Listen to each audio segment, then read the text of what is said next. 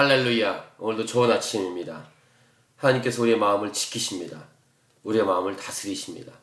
오늘도 하나님의 말씀에 순종하고 겸손히 주님과 함께 행해서 하나님의 영광이 저와 여러분의 인생을 통해 온전히 드러나기를 원합니다. 오늘은 2014년 5월 29일 목요일입니다. 오늘 우리에게 주시는 말씀은 사무엘하 15장 1절에서 12절. 마음은 훔치는 게 아니라 얻어야 합니다. 이제 압살롬이 반역을 준비하고 쿠데타를 준비하는 모습이 오늘 성경에 기록이 됩니다. 그 후에 압살롬이 자기를 위하여 병거와 말들을 준비하고 호위병 50명을 그 앞에 세우니라. 그리고 압살롬이 일찍 일어나 성문길 곁에 서서 어떤 사람이든지 송사가 있어 왕에게 재판을 청하러 올 때 그 사람을 불러 이르되 너는 어느 성읍 사람이냐 하니 그 사람의 대답이 종은 이스라엘 아무 지파에 속하였나이다 하면 압살롬이 그에게 이르기를 보라 네 일이 옳고 바르다마는 네 송사를 들을 사람을 왕께 세우지 아니하셨다 하고 이렇게 거짓말을 한 다음에 또 압살롬이 이르기를 내가 이 땅에서 재판관이 되고 누구든지 송사나 재판할 일이 있어 내게로 오는 자에게 내가 정의 베풀기를 원하노라 하고 이렇게 마치 사람들에게 잘해주는 것처럼 말하고 그리고 거짓말로 자기가 재판관이 되었다고 말하고 이런 등등으로 사람들을 중간에 가로채는 이런 못된 짓을 압살롬이 합니다. 사람이 가까이 와서 그에게 절하려 하면 압살롬이 손을 펴서 그 사람을 붙들고 그에게 입을 맞추니 이렇게 부드럽게 또 지난번 본 말씀에 보면 잘생겼다고 하지 않습니까? 외모로도 한몫했겠죠. 또 이스라엘 무리 중에 왕께 재판을 청하러 오는 자들마다 압살롬의 행함이 이와 같아서 이스라엘 사람의 마음을 압살롬이 훔치니라.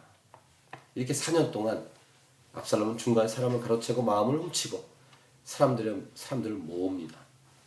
그리고 이제 다윗 왕에게 헤브론을 가겠다고, 헤브론에서 하나님을 섬기겠다고 이렇게 말한 다음 왕은 허락하고 압살롬은 헤브론에 가서 선포하죠. 자기가 왕이라고. 헤브론의 왕이 되었다고 이렇게 선언합니다. 근데 그 압살롬을 따라간 사람들은 이 일에 대한 정황을 자세히 알지 못했다라고 오늘 성경은 기록합니다. 그들은 압살롬이 꾸민 그 모든 일을 알지 못하고 그저 따라가기만 한 사람들이라 이렇게 기록합니다. 그리고 다윗의 카운셀러인 아히도벨을 데리고 하고 그 다음 오늘 말씀 본문에는 반역하는 일이 커가매 압살롬에게로 돌아오는 백성이 많아졌다. 이렇게 오늘 성경에 기록합니다. 이 안타까운 모습이 오늘 성경에 기록되는데 오늘 이 말씀에 나오는 이 압살롬의 모습과 그 아버지 다윗의 모습, 다윗이 왕이 될 때의 모습과 대조적입니다. 다윗은 기름 부음 받고도 사울 왕이 죽이려고 할 때 도망 다닐 수밖에 없는 고난의 길을 오랫동안 갖고 있었죠. 또 그런 상황이 다 평정된 다음에도 다윗은 그냥 올라가지 않았습니다. 그냥 예루살렘으로 직행하지 않았습니다. 하나님께 물었죠. 하나님께 여쭙고 그래 헤브론으로 가라. 그래서 헤브론에 가서 7년 6개월을 다스렸습니다. 그러니까 12지파의 모든 지파들의 왕이지만 모든 지파를 처음부터 다스리지 못했습니다. 그리고 7년 6개월 후에 예루살렘으로 드디어 올라가게 됐죠. 그것도 자기가 직접 올라간 게 아니라 나머지 지파들이 와서 왕으로 이렇게 인정하고 모시겠다라고 했을 때 올라갔습니다. 이런 다윗의 겸손했던 모습과 대조적으로 자기가 왕이다, 자기가 재판관이다 이렇게 막 하면서 사람들의 마음을 훔친 이 압살롬의 모습은 어떻게 보십니까? 권력과 권위는 뭐 요즘 민주주의에서 말하는 것처럼 국민으로부터 온다. 그렇지 않습니다. 그것은 이 민주주의라는 이 제한적인 이 땅에서의 어떤 시스템적인 표현일 뿐입니다. 모든 권력과 모든 권위와 모든 힘과 능력은 하나님께부터 오는 것입니다. 하나님이 주셔야 받는 것입니다.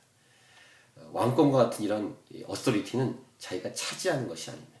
기억하십시오. 자기가 차지한다고 갖는 것이 아닙니다. 하나님이 부여해 주셔야 됩니다. 왜 그렇습니까? 모든 권력과 권위와 힘과 능력의 원천과 주도권은 오직 하나님만 갖고 계십니다. 그래서 그분이 주셔야 됩니다. 다윗은 그냥 목동으로 있을 때 하나님이 사무엘을 보내서 기름 부었습니다. 즉 이러한 어떻게 보면 일방적이죠. 그렇습니다. 일방적으로 하나님이 주시는 겁니다. 물론 하나님이 이렇게 공포스럽게 하거나 이렇게 막 하신다는 게 아닙니다. 하나님이 인격적이고 대화하십니다. 그러나 어쨌든 기억해야 됩니다. 모든 권력과 권위와 힘과 능력의 모든 것들의 주도권은 오직 하나님께만 있습니다. 그래서 그분이 주셔야 됩니다. 마치 계시와 같습니다. 하나님의 말씀을 열어주셔야 하나님 말씀을 알 수 있습니다. 우리가 아무리 하나님 말씀을 연구하고 판다고 해서 우리가 알 수 있는 것이 아닙니다. 하나님이 우리의 지혜와 계시형을 부어주셔서 우리의 마음의 눈을 열어주시고 우리의 생각을 열어주셔야 우리는 깨달을 수 있습니다.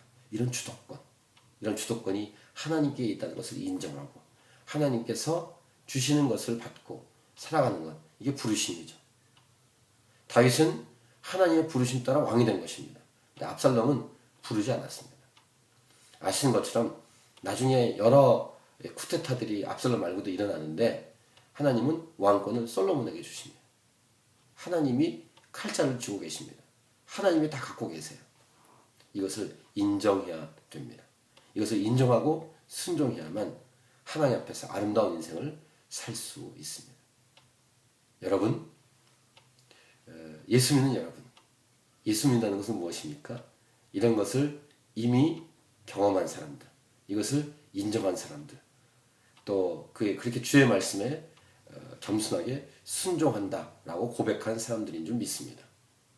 그렇다면 오늘 하루 살아가실 때, 일평생 살아가실 때 우리는 민주주의다, 어떤 자본주의다, 공산주의 이런 틀이 있는 이 땅에 살아가지만 우리는 천국 시민권, 천국 백성들입니다. 그렇다면 하나님의 주도권을 인정하고 하나님께서 부여하시고 주신 것을 따라서 온전히 순종하는 겸손한 사람들로 살아가야 할 것입니다.